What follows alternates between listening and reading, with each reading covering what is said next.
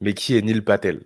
Dans cette vidéo, que vous connaissiez ou non Neil Patel, je vais vous présenter toute la stratégie de communication vidéo qui l'aide à développer son personal branding. Mais avant de commencer, je suis Lucas, le CEO d'une agence de communication qui s'appelle Sirius, et mon travail, c'est d'accompagner au quotidien des CEO d'agences B2B à développer leur visibilité grâce à la vidéo. Et je pense que vous vous en doutez, sur cette chaîne, on va parler de personal branding. Allez, trêve de bavardage, on va se rendre directement sur mon écran où je vais vous présenter dans un premier temps qui est Neil Patel et toute la stratégie de communication qu'il met en place pour développer son personal branding en vidéo. Allez, c'est parti, on se rend directement sur mon écran. Alors, qui est Neil Patel? Donc, Neil Patel, c'est un entrepreneur anglais.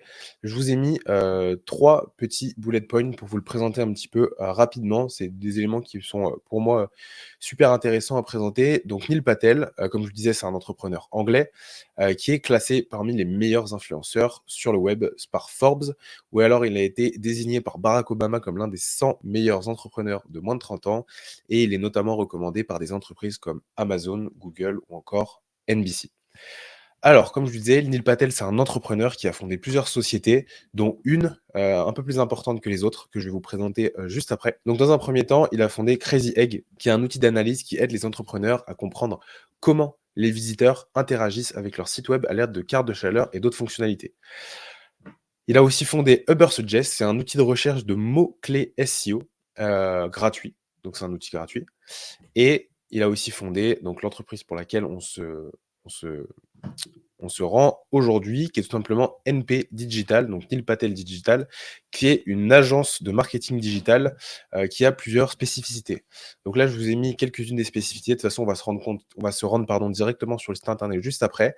Donc, le SEO, donc comme spécialité, les campagnes publicitaires, tout ce qui va être Google Ads, Facebook Ads, etc. Les stratégies de contenu, donc pour la création et la diffusion de contenu performant pour attirer et convertir des prospects, ou encore l'optimisation des conversions, donc tout ce qui va être lié autour des sites web.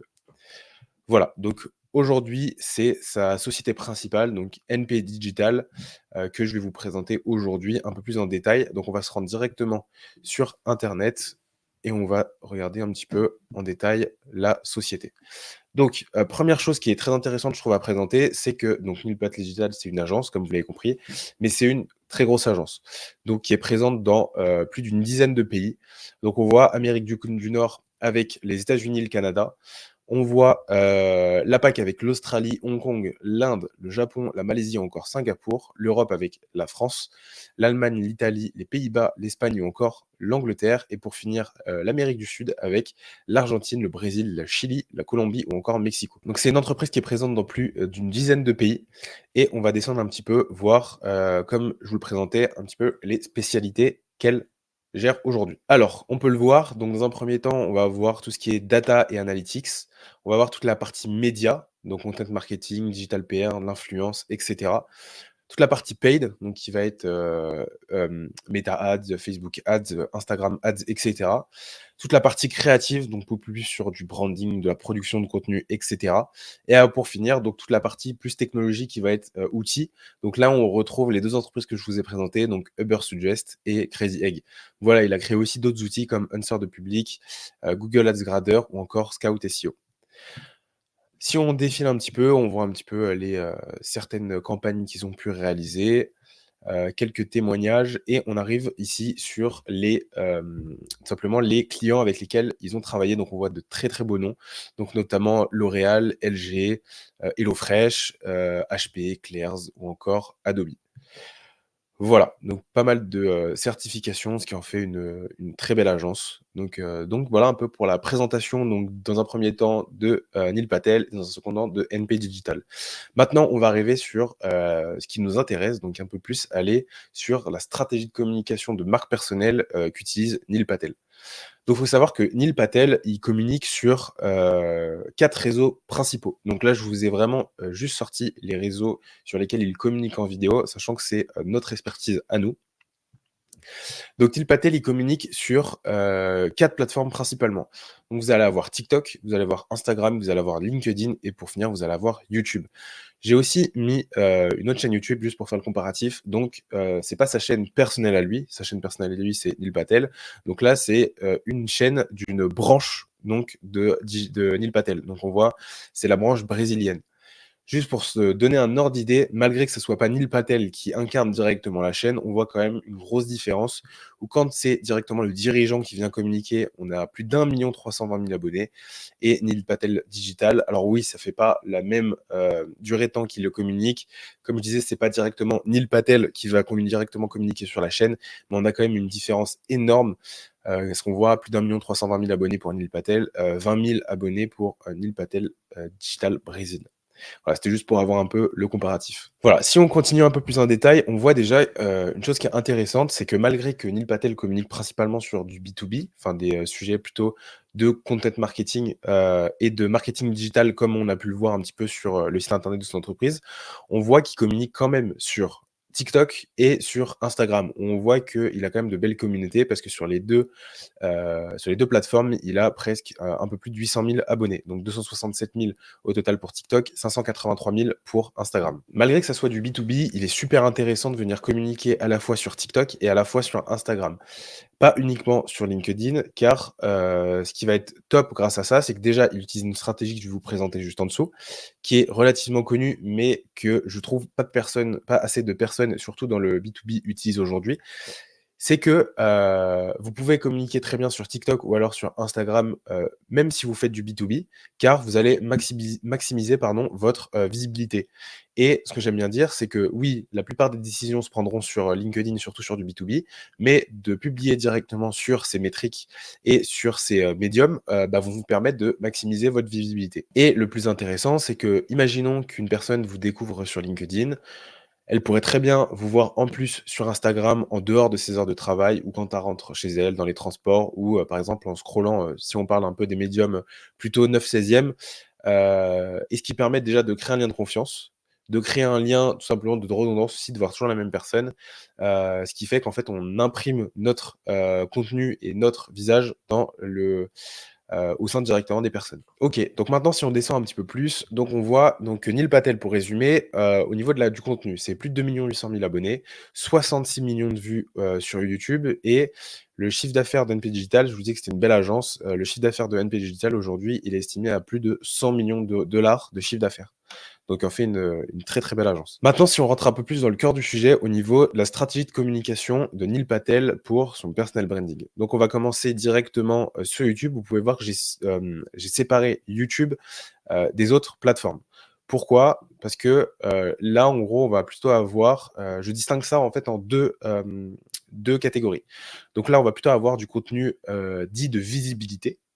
Donc, c'est-à-dire qu'on va profiter des algorithmes du format 9/16e, tout simplement, donc du format vertical, pour créer de la visibilité.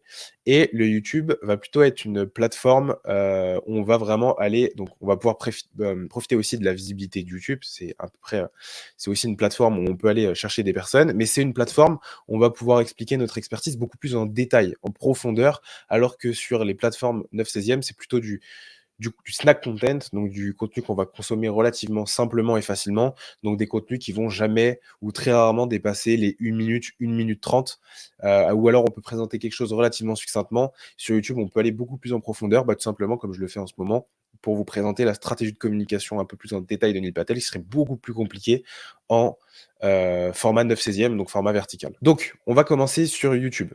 Donc, comme je vous le montrais, YouTube, donc Neil Patel, qui vient communiquer directement via son personal branding. Donc Neil Patel, c'est au total, j'avais hop là, sorti la petite fiche à propos. Donc on voit déjà dans un premier temps que la proposition de valeur de Neil Patel, c'est tout simplement, et c'est très simple, learn digital marketing in just 5 minutes a day. Donc apprendre le marketing digital en uniquement 5 minutes par jour.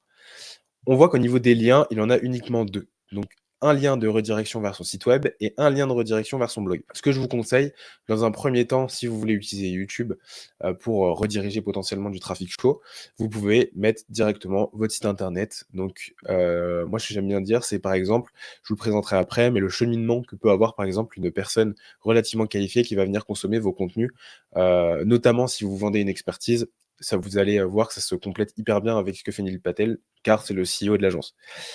Voilà, donc là, je vous ai mis un petit peu, juste un screen pour, parce que moi, il y a 2 choses qui me marquent quand je vois ce screen. C'est dans un premier temps, on voit la proposition de valeur, donc d'apprendre le marketing digital en uniquement 5 minutes par jour. La proposition de valeur, elle est clairement, cochée. Pourquoi? On voit que si jamais je prends juste, par exemple, 3 playlists, on voit dans un premier temps, j'en prends une, au pif. On va prendre celle-là, donc que des tutoriels Facebook Ads. Donc on rentre dans le marketing digital.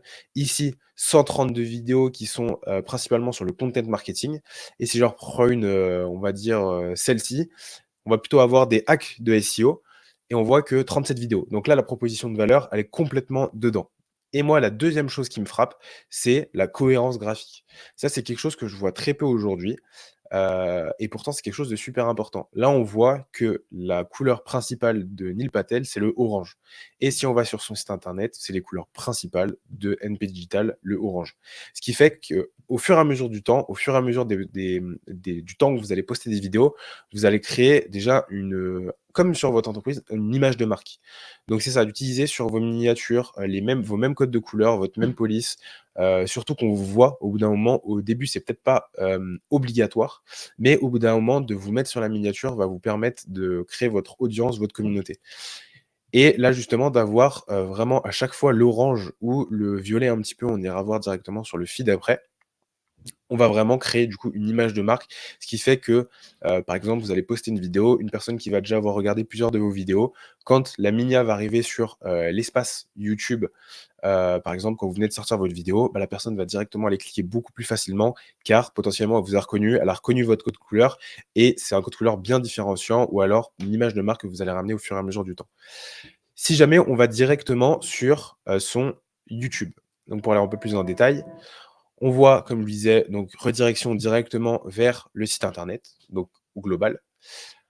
Si on regarde un petit peu ses vidéos, donc là, on voit qu'il n'a pas publié depuis 3 mois. Mais avant ça, si on reprend, du coup, la dernière vidéo qu'il avait fait avant de sortir celle-ci, il publiait, bon, énormément. Donc là, on voit qu'il a dû au moins publier plus de 50 vidéos sur l'année, ce qui fait plus de 4 vidéos par mois, donc ce qui est une super, super récurrence. Ce qui est super quand vous commencez sur YouTube, c'est de commencer dans le meilleur des mondes à 2 vidéos. Commencez pas directement avec trop de vidéos car YouTube, ça reste quand même une plateforme qui demande plus de moyens, et plus d'efforts que, vous pouvez retrouver par exemple sur LinkedIn au format vertical ou Instagram ou même YouTube Short. Parce que c'est des vidéos plus longues qui demandent un peu plus de travail, qui demandent plus de préparation, qui demandent plus de matériel également. Donc le mieux, c'est de commencer petit pour grossir au fur et à mesure du temps. Si jamais vous commencez directement à 4 vidéos, mais que vous n'arrivez pas à tenir la cadence, c'est dommage parce que vous allez, du coup, réduire la cadence et l'algorithme, du coup, comprendra pas si on a commencé à 4 vidéos, pourquoi on descend, sachant que l'algorithme, de YouTube, c'est très simple, il veut, faire rester les personnes sur la plateforme. Donc commencez petit, 2 vidéos et quand vous commencerez à prendre un rythme, vous pourrez commencer potentiellement à mettre une troisième, une quatrième et après aller sur une cadence un peu plus importante. Déjà 4 vidéos, entre 2 et 4 vidéos par mois, c'est déjà très bien. Maintenant, comme je vous disais, on voit toujours, les 2 couleurs prédominantes sont le violet et le, orange. Donc voilà, c'est toujours les mêmes couleurs, on retrouve toujours à peu près la même typo, on retrouve toujours les mêmes couleurs. Donc là, on voit qu'il y a un petit peu le côté marqueur qu'on retrouve plusieurs fois, ici encore. Donc voilà, on est toujours sur la même chose, donc on est une vraie image de marque, un vrai branding sur la côté miniature. Et idem, on voit que comme on voit dans la playlist, on est toujours sur du content marketing avec un partage de valeur. Donc des free courses, on va avoir, pas mal de formats aussi interview, les métriques, ROI pour, le contenu. On va avoir les algorithmes Twitter, enfin vraiment tout ce qui va englober le marketing digital au global. Donc YouTube, belle stratégie, très sincèrement. Bon, 1 320 000 abonnés, surtout une chaîne qui existe depuis plus de 14 ans. Donc là, si jamais on retourne, hop là, dans le à propos, on voit que la chaîne, elle a été ouverte le 19 août 2011, donc 14 ans aujourd'hui, ce qui en fait, je pense, un des premiers entrepreneurs qui a pris le pivot, de communication sur YouTube et ça se ressent aujourd'hui parce que 1 320 000 abonnés, ça doit être un des plus importants et influents CEO d'agences qui, communiquent directement sur YouTube. Voilà pour YouTube. Donc YouTube, c'est très simple, partager énormément de valeur en face cam avec une vraie image de marque et un vrai branding autour de ses couleurs et une redirection directement vers son site internet. Ensuite, si on prend les autres médiums, donc Instagram, TikTok, LinkedIn et YouTube Short. Donc comme je vous disais, Neil Patel, il utilise une stratégie très simple, mais qui est, je trouve, encore trop sous-cotée aujourd'hui. C'est tout simplement qu'il vient faire du publi-postage. Donc qu'est-ce que ça veut dire? Ça veut dire que d'une pièce de contenu, il va la publi-poster sur plusieurs plateformes. Donc imaginons que sa plateforme de départ soit LinkedIn, car, ses contenus vont toucher des décideurs B2B. Donc c'est sur LinkedIn que tous les décideurs sont B2B se trouvent et que sur toutes les décisions se trouvent. On va dire que sa plateforme de départ, c'est LinkedIn, mais il va l'ouvrir du coup à d'autres plateformes qui communiquent aussi au format vertical. Donc dans son cas, on va avoir Instagram, TikTok et YouTube Shorts. Si on regarde, pour vous montrer un petit peu l'exemple, si jamais on va sur son Instagram, on va déjà sur son feed. On voit que ici, on va prendre, allez, 2 vidéos pour voir si jamais il fait bien du public postage. On va prendre les récentes. Déjà juste au niveau de la fréquence de publication de Neil Patel, il est à 1 vidéo par jour. Donc une vidéo par jour, qui vient poster sur toutes ces plateformes. Donc là, par exemple, on va prendre, le meilleur moment pour envoyer des emails ou encore, on va prendre le top 5, des trends marketing pour 2025. On va prendre ça comme exemple. Donc maintenant, on ouvre le profil TikTok, on va chercher du coup les vidéos, donc le meilleur moment pour envoyer un mail et on a le top 5 des trends marketing pour 2025. On voit que le feed est exactement le même. Là, on est sur le feed Reels, donc on voit pas tout ce qui va être charts, mais par contre, si je me mets en forme publication où on a toutes les publications, on voit que c'est exactement le même feed. Tout simplement parce qu'il vient poster ses contenus. Et si jamais on regarde aussi via LinkedIn, donc LinkedIn qui, à mon avis, est sa plateforme de départ principale, sachant qu'il fait de la communication B2B et que tous les décideurs B2B se trouvent sur la plateforme. Si on vient regarder juste ici au niveau de tous les posts, on voit que c'est exactement la même chose. On va retrouver donc notre post au niveau des emails, qui est juste ici. Et si on rescrolle un petit peu, on va retrouver, voilà, le top 5 des trends marketing pour 2025. Et on voit que c'est des contenus qui marchent très bien, donc 818 réactions, ce qui en fait tout simplement un post avec plusieurs milliers d'impressions, voire dizaines de milliers d'impressions. On voit que c'est des posts qui marchent très bien. Donc voilà, Neil Patel, c'est très simple, il vient publier sur ces trois médiums principaux, donc LinkedIn, TikTok et Instagram, et on voit qu'il a développé des belles communautés, donc 587 000 abonnés sur Instagram, 270 000 sur TikTok et plus de 696 000 sur LinkedIn. Et il peut aussi notamment publier sur Short. Short, il y a juste une métrique qu'il faut prendre en compte, c'est que pour le moment, toutes les vidéos qu'on va pouvoir poster en Short, il faut qu'elles fassent moins d'une minute. Si la vidéo fait plus d'une minute, elle va se retrouver dans le feed de vidéo au global, ce qui est dommage, sachant que le Short est vraiment dédié sur du format vertical. Là, on voit qu'on retrouve les top 5 du Digital Marketing Trends qui est dedans et aussi la vidéo d'email. Donc on voit que voilà, qu'il republie vraiment ses vidéos au format vertical sur toutes les plateformes pour maximiser sa viralité. Et on voit que donc, si jamais on prend par exemple l'exemple, on va prendre l'exemple tiens, de la trend, donc de l'email rate, voilà, 710 réactions, ce qui fait plusieurs milliers d'impressions. Sur LinkedIn, on voit que la vidéo a fait au total, qui reprend celle des mails, plus de 12 000 vues. Et si jamais on reprend sur Instagram, au niveau celle des mails, elle a repris au total plus de 34 000 vues. Donc on voit que d'une vidéo, il aurait pu juste, si c'était limité à LinkedIn, parce il se serait dit, pardon, tous les décideurs sont uniquement sur LinkedIn, il aurait fait quelques milliers de vues. Mais là, en gros, si on reprend toutes les plateformes, il est à plusieurs, ça se trouve même centaines de milliers de vues, si jamais on estime que, par exemple, le post a fait 50 000 impressions sur LinkedIn. Donc voilà, ça c'était la stratégie publi-postage. Et au niveau des contenus qu'il va publier, donc il publie post, ça c'est super. Qu'est-ce qu'il fait? On va déjà voir au niveau du format. Le format principal que Neil Patel utilise est du Fastcam. Mais pouvoir avoir du Fastcam sous plusieurs formes. Donc là, je vous l'ai mis. Vous allez avoir du format Fastcam, par exemple de l'extrait de podcast. C'est tout simplement, il va être invité sur un podcast. Il va reprendre par exemple les meilleurs moments qui ont le mieux marché, tout simplement les adapter aux formats verticaux pour les reposter directement sur les formats verticaux, Instagram, LinkedIn, etc. Vous allez aussi avoir les formats live. Il fait énormément de live. Donc, idem, même fonctionnement que le podcast. Prendre un moment du live qui a très bien marché ou alors il a dit quelque chose d'extrêmement pertinent, le transformer au format 9/16e pour le réadapter et le poster et le partager sur les plateformes verticales. Et vous allez aussi avoir le format Fastcam beaucoup plus simple, comme la vidéo des top 5 trends de 2025. C'est tout simplement une vidéo Fastcam comme je suis en train de le faire où il va partager le plus de valeur possible à son audience. Ça, c'est pour ce qui va être du format et au niveau des types de contenus. J'en ai identifié plusieurs, mais pour moi, il il y a ces 3-là qui sont vraiment, prépondérants, qui ressortent le plus souvent. Il y a aussi des formats d'actualité, il fait énormément d'actualité sur des nouveautés qui peuvent arriver sur le marché et cetera. Dans un premier temps, on va avoir tout ce qui va être top 3, 7 ou 10. En gros, c'est tout ce qui va être un classement. Vous pouvez faire un classement de n'importe quoi, de listes, d'outils, d'entreprises, d'entrepreneurs, de méthodes, de ressources, peu importe. Vous avez ensuite le tuto, donc ça va être, tout simplement l'explication étape par étape d'un process ou d'une méthode à but éducationnel. Vous avez ensuite l'étude de marché, donc ça va tout simplement être l'analyse d'une tendance et vous avez après le how to, donc c'est tout simplement partager la méthode à utiliser pour faire quelque chose.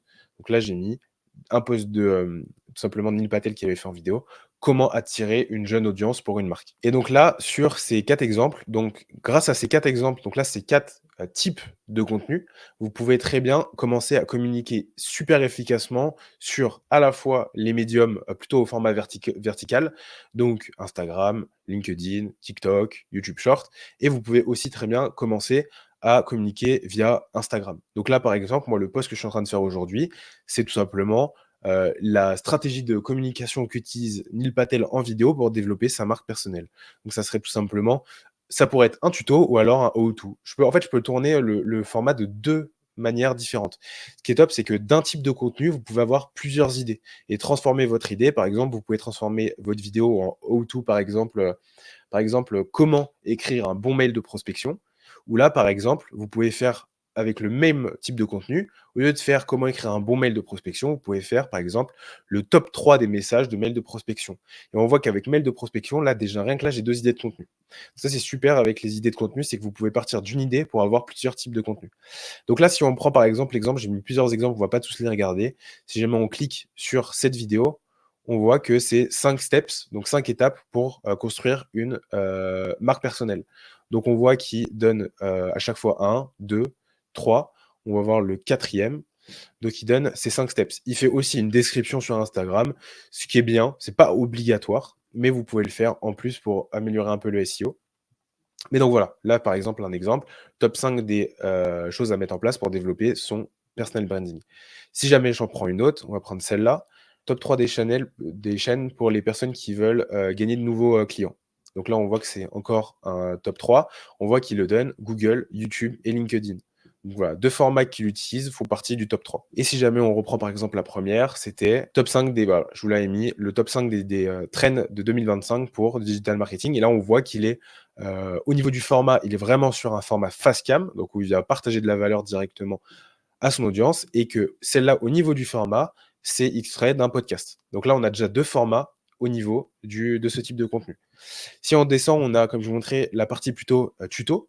Donc si on clique sur la première vidéo, on va voir, bah, voilà, le meilleur moment pour poster sur les social media. Là, il vous donne tuto avec à chaque fois l'heure. C'est un contenu très facile à consommer et en plus, à chaque fois, il fait une description où il, remet ça, ou on peut très bien copier-coller pour mettre ça, par exemple, dans un Notion pour garder les notes. Ensuite, si jamais on descend, au niveau de l'étude de marché, donc analyse une tendance, si jamais on clique sur le post, on voit, voilà, il analyse, une tendance au niveau est-ce qu'il faut plutôt faire des, formats courts ou des formats longs pour générer plus de revenus?